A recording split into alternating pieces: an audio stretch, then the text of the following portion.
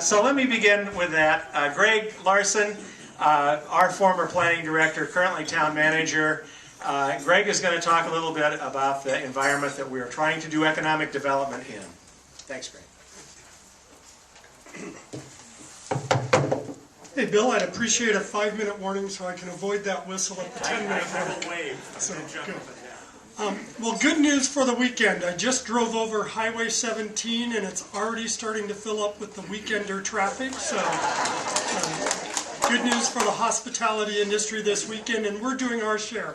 We have 10 guests coming for a weekend celebration, so we'll try to spread them around throughout all of Santa Cruz County.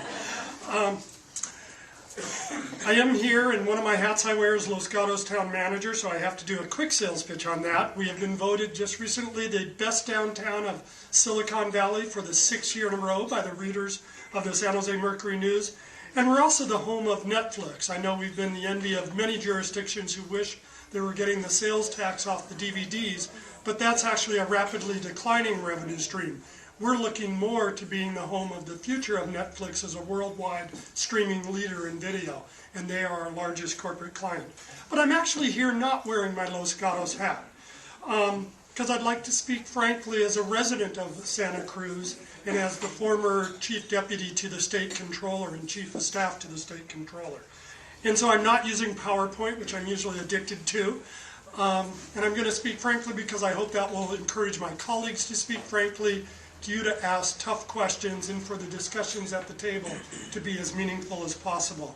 So let me start off with one comment. I'm going to cover 3 topics and 3 subpoints under each. That should be about a minute for each topic here if I'm on the clock right.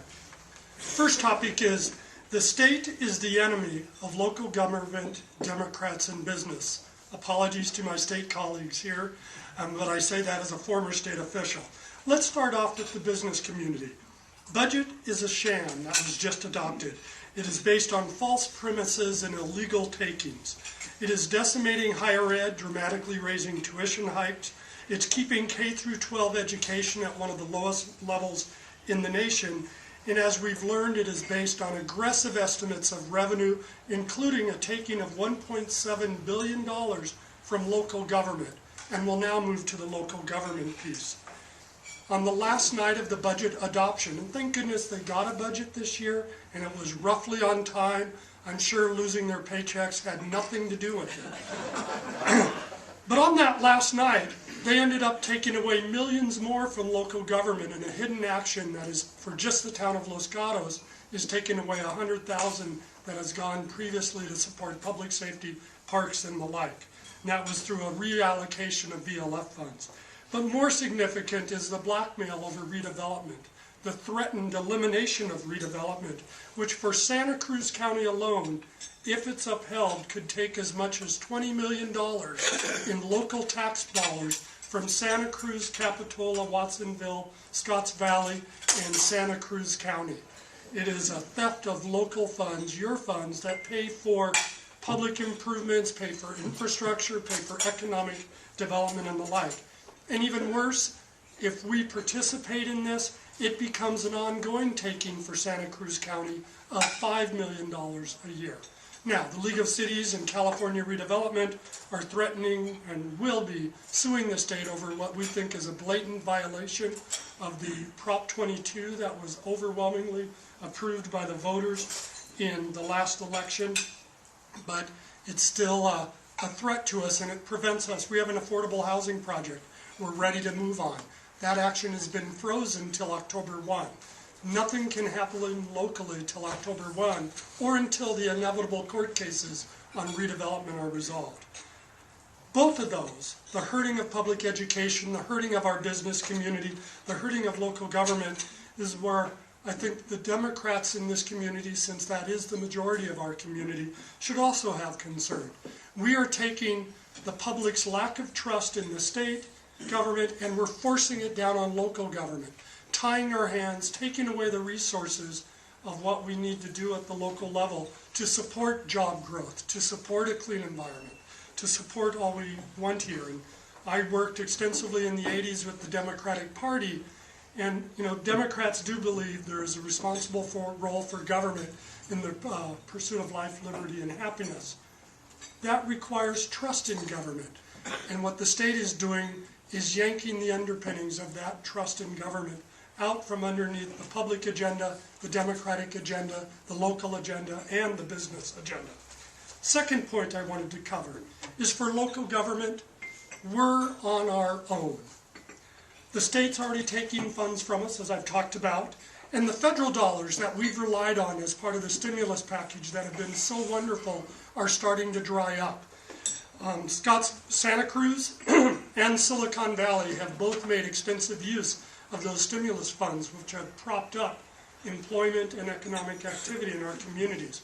But in the most recent jobs report nationally, we actually would have had a significant growth in jobs had it not been for the decline of federal, state, and local public sector employment. That's what is now adding to the suppression of jobs in our community. So local government, we're on our own, and it's great to see so many of my former colleagues here. Internally, how are we responding to that? We're reorganizing, we're reducing, and we're restructuring our services, all to the end of reducing our head count, which unfortunately hurts the employment rates in our communities. But basically, we're mimicking what we've learned through that old book, Reinventing Government, where it said to steer, not row. It is better for government to guide the policy outcomes and then look for the most efficient, effective way to achieve them. That's how we're going to restore trust in government, and that's what local government is doing throughout the state. Externally, I think all of us in local government are reaching out even more to our private sector community.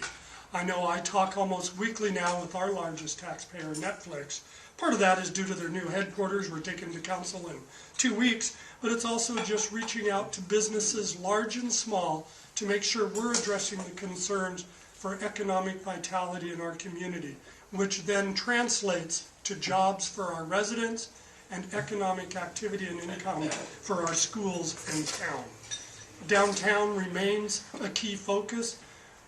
Los Gatos has a unique diversity of businesses as Santa Cruz does, and we both need to keep that diversity alive to keep our downtown strong.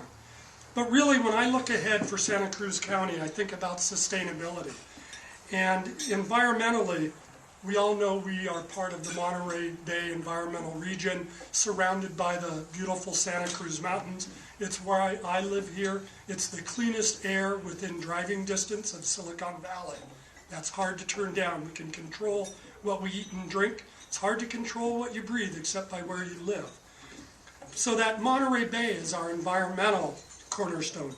Socially, I think it's Santa Cruz County, from Watsonville to Davenport, the transportation corridors, the eventual rail trail, and the land use that nests together. Socially, we're tied by Santa Cruz County. But economically, our focus needs to be over the hill. Not over 50 like I am, well over 50 like I am, with a 4-year-old. So you have to admire my courage, if not my wisdom. So focus over the hill. How do we maintain our strength? Economically, we can't survive simply on our local business activity and on tourism. We need to survive on the high-tech wonders of Silicon Valley. I have 2 minutes left and only 1 minute more notes, so we're going to make it here before the whistle blows. So I want to challenge all of us to be thinking, how can we individually, in our business, social, and academic and other lives, strengthen our connections over the hill to Silicon Valley? We are creative crews here. That is going to be our economic future. You take the design professionals, the high-tech engineers, 10,000 of which drive over the hill every day, or telecommute every day over to Silicon Valley. And you take the academic excellence that's emerging up on campus. How do we combine those three things along with our environmental assets and the creativeness and the conservation that comes out of those environmental assets to really become no longer the weird place, but the place of creativity, recognizing that FaceTime and Skype and Facebook and Google Plus are putting tunnels through the Santa Cruz Mountains that don't do anything to harm us environmentally, but help us economically. Each of us needs to commit every day to strengthening our ties academically, economically, socially to Silicon Valley, because that's our economic future.